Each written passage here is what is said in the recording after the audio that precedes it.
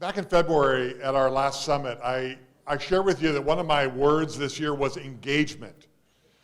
And the idea, actually someone asked me this tonight, what do you get most excited about when you see these people walk in this room tonight? And I had to laugh because the word I get excited about is the word engagement. It's the word of, boy, if people can come in this room tonight and can hear some incredible stories and opportunities, and it moves them to wanting to get involved, that's engagement.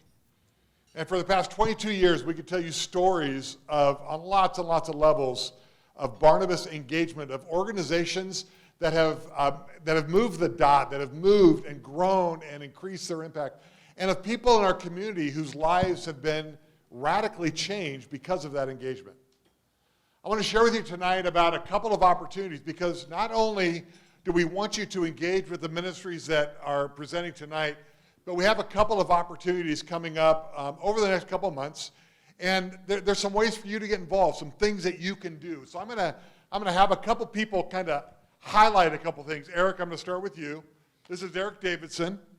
Say hi. Hello, Barnabas Group. This is Eric, and Eric is with an organization called Su Refugio, and we have a food packing event coming up this Saturday. Now, who here has done a food packing event in the past? Wow, that's a lot of hands. We did one with Barnabas a number of years ago, and I know a lot of churches and communities have done it, but Eric, I want you to share here. Take the mic. I want you to share a couple things about this food packing. Tell us about the food we're packing and where it's going. Sure. So we're packing food to go to Peru. Su Refugio has 15 children's care centers located throughout the country. So that's high up in the Andes and remote villages, down around the barrios of Lima, and even up along the Amazon River in the jungle. And so it's at these care centers where we feed kids. We feed them spiritually, we feed them with food and academics. And so we all know that no child can focus on school, let alone the gospel, if their tummy is empty. So that's why we're sending the food to these centers. Tell me, you can hold the mic for me. Tell me, why are these kids in Peru? Why do they need food? Yeah, so in Peru, through the pandemic, Peru had the highest death rate per capita than any other country in the world. And so through the pandemic also, 100,000 kids, or over 100,000 kids, were orphaned. So that just kind of exacerbated the issues going on in Peru to begin with. And so as you can imagine, there are tons of kids.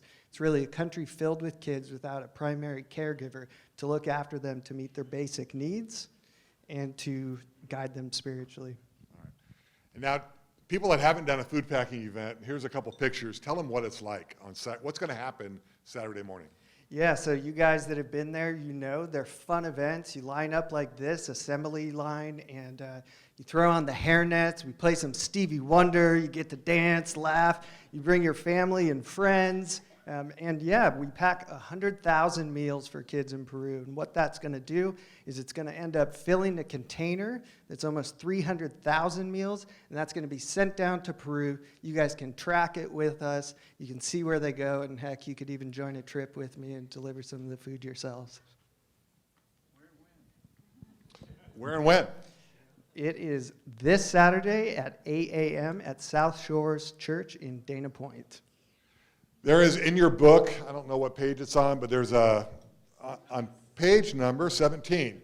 There's just a simple, thank you, Eric, very much. It's just a simple response form. If you want to come and pack meals, just check that. We'll get you information. If you're a Barnabas partner, we've had a registration link go out the last couple of weeks, but just fill out that form and we'll get you that link. But we want you to come. This week we're doing it in partnership with South Shores Church. They're bringing people, Barnabas is bringing people, and we're coming together to pack meals for Peru. It's this Saturday. I know it's a holiday weekend, and some of you may be gone or have plans to be away, but if you're here, I want to invite you to take a couple hours on Saturday morning to pack 100,000 meals that will then be put into a container. It's something simple. One of the pictures that we showed was of a man in a wheelchair packing meals. You can bring your kids, you can bring your grandkids. We want to encourage you to come. Again, it's a simple step and a way for you to engage. So join us. All right, my second announcement, I'm coming all the way back here to the cheap seats here where Jim and Susie are. But This is Chris Marshall. Oh, no. This is, no, I'm talking to you, but I got the wrong slide. So let me go. Oh, did I pass it already? All right, hang on. This is Chris Marshall. Chris is a friend. You might have heard Chris before. Yeah, I'm probably causing you problems, Eric. I'm sorry. You've probably heard Chris before. I met Chris when he presented on this stage with the organization. And Chris and I become friends, and we began talking, and he's been kind of sharing with me a little bit about what's going on in his life and what he's involved in. And last year I shared with him, we were talking about Barnabas, and I was saying we need to learn how to pray more. And Chris said, well, let's talk about that. Some of you as Barnabas partners, we did a phone call talking about brainstorming. How do we raise the level of prayer in our group? So Chris and I began brainstorming. He says, well, let's do a training. So we are doing a training coming up on Wednesday morning, the 8th, in Dana Point. And it's a prayer walking guide workshop. And Chris, I want to ask you a couple questions. First off, why is prayer important? Great question. You don't know? I'd like you to tell me. Okay. Yeah, I mean, when you track all the fastest movements of the gospel around the world, they always are prefaced by people committing themselves to prayer. When people commit to prayer, it changes things in the spiritual realm, and God moves. And so our organization, we've seen that firsthand. Over hundreds of thousands of Muslims coming to faith in the Middle East, and we really think that they have come to faith in Jesus because of our commitment to prayer and those before us. So if we want to see the gospel move, we need to commit to prayer. Tell me what we'll spend time learning in this workshop. Yeah, this workshop is pretty simple, prayer walking, but we're going to start with activating prayer, spiritual authority. And as we talk about these, we learn about how we are part of the royal priesthood found in 1 Peter 2:9. And so when we're in this training, we're going to learn a little bit more about spiritual authority, hearing from God, and listening to his voice. And then we're actually going to do a practice. We're going to walk around Dana Point and practice prayer walking together. And my hope through the class is that you guys would be activated and inspired to go back to where you guys live and where you spend time and be royal priests in those communities. Just tell us one story, something that you've seen, the power of prayer. I'm interviewing you. The easiest one to talk about is Ukraine. We have a team of 50 in the center of Ukraine. And 5 years ago, they started prayer walking the city. They pretty much prayer walked the entire city of Cherkasy, Ukraine, right in the center. And of course, it's been in the news lately. And what they've noticed over the last 90 days of war is no bombs have hit their city. And they really say that that's because of the prayer. And so they have had lots of different people coming to their city and then passing on and going west. But now people are settling in their city. And as they're talking to the people, they ask them, why are you settling here? And they say, well, we come here, we feel peace, and we feel safety. And even one person said, there must be a holy bubble over this city. And so we love hearing that because we really believe prayer changes things. And we're seeing that firsthand in Ukraine. Thank you, Chris. So it's a prayer workshop, and we're going to limit the number of people that can come because we want it to be an intimate group. Sometimes when we do a response form, there's a checkbox on the form that says, I'll pray. If you're like me, sometimes you check that because it's the easiest one to check, but you don't do anything with it. Jim and Susie shared a little bit ago about the power of prayer in their lives and during the season. And I'm just reminded of the power of this community that all of us can engage. So come and learn a little bit about prayer. Come and say, and we're not talking about just what's happening around the world. What Chris is going to challenge us with, and what we're going to actually do, is we're going to pray. We're actually going to do it, and realize that as a community, one of the greatest tools that we have that we can all engage with is prayer. So I encourage you again on that form in your book. Just check that. We'll get you a registration link if you're a partner. That'll be in the note next Monday, but encourage you to sign up for that. It's in just a couple weeks. It's a Wednesday morning, and encourage you to do that. All right, we're talking about engagement. So we talked about a food packing this Saturday. Eric talked about. We talked about a prayer seminar coming up in June. Now Steve is going to take you on a trip. So Steve, I'm not going to comment on your face. Steve had a surfing accident this week in Hawaii on vacation. Your face looks beautiful, and no one can see it, but I just wanted to tell you, don't worry about it. Thank you. But Steve, a number of years ago, a number of Barnabas partners went to Guatemala to see the work of Kids Alive. And Steve and Jim and Susie, a number of people in this room went, and I've heard a number of times just what a great trip and a great time that was. And we were talking about things opening up and travel opening up, and Steve and I have been talking about, wow, here's a trip that we could do. It's close, it's accessible, it's a 5-hour flight to Guatemala, so we're going to take a handful of people in July to Guatemala. Tell us, Steve, about this trip. What happened out of the last trip? Yeah. Amazing things happened out of the last trip. When we presented in November of 2019, the country director of Kids Alive Guatemala presented up on this stage. In fact, I encourage you, if you want to learn more about the ministry, it's still there. If you just go to Partners and look up Kids Alive, it has that video. He had no idea that God was going to move him from being in a position of country director to the president over all of Kids Alive International, which is 7 countries. He had no idea, but God knew.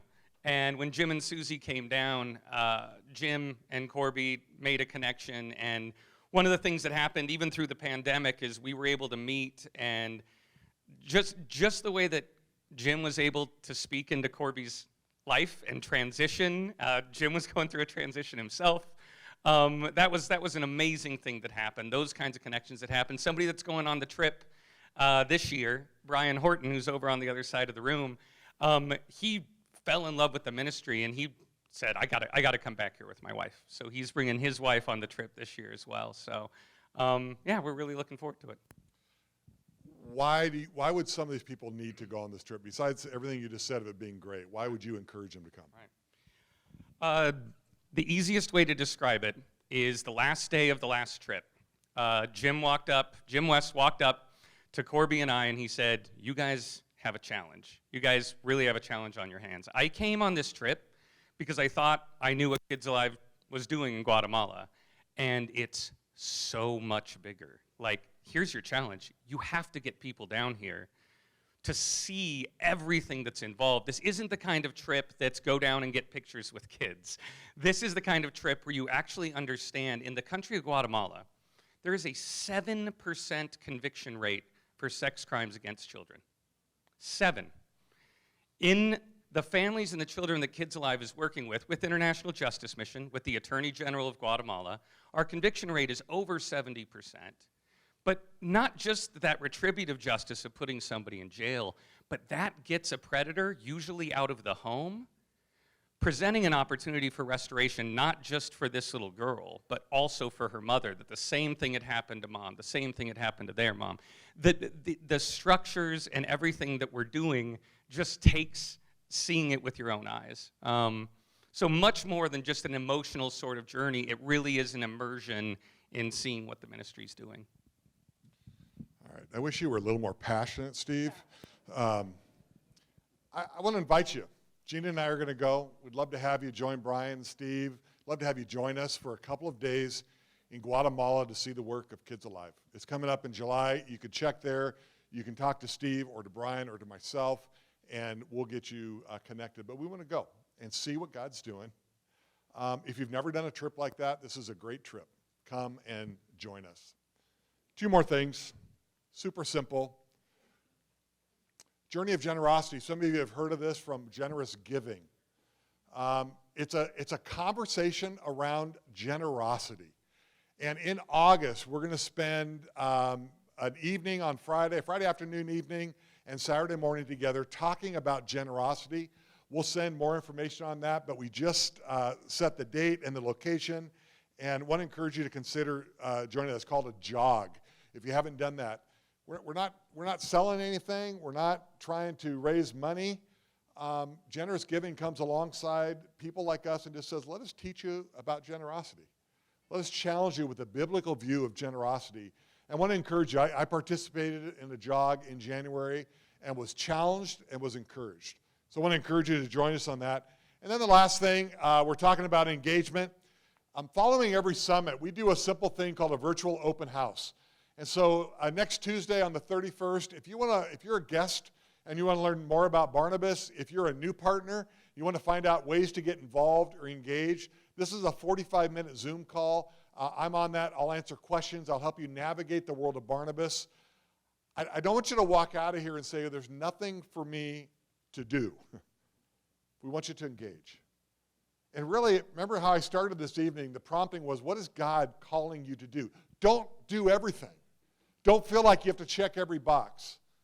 But my prayer is that through the evening, and even as you drive home, that something would just tug on your heart, and it'd be God leading you for where you can invest your time and your talent and your network. And it may be packing meals, it might be learning how to pray, it might be traveling to Guatemala, but it may be coming alongside one of these ministries that you've heard, and we have a couple more ministries that we're going to hear from tonight.